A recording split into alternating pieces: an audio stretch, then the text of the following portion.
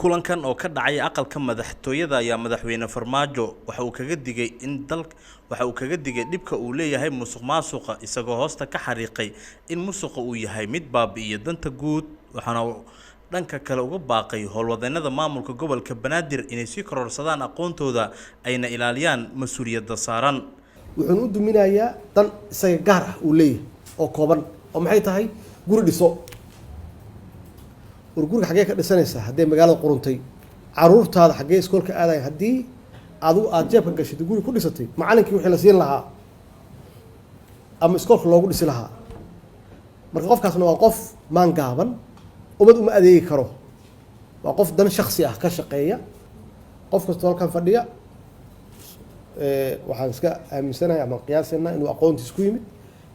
enough maaha inaad aqoonta kordhisaan oo wax barataan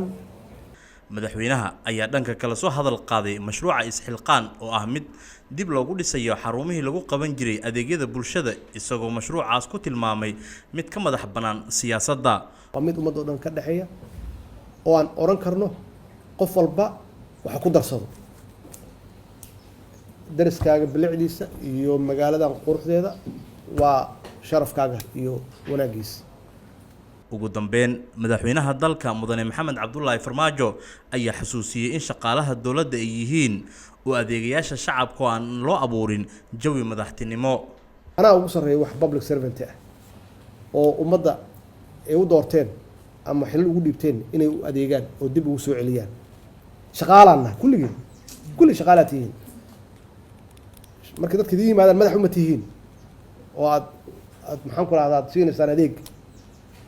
maxaa yeelay iyagaa mushaharka idin siiya marka iyagaa u shaqaysaan marka xafiisyada laidinkugu yimaado madax ma tihiin servantaa tihiin adeegayaala tihiin inaad soo dhaweysaan oo grievansigooda ama dhibaataday qabaan dadka aad dhegaysataan kabacdina kala qabataan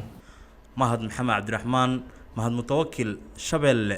TV Muqdisho.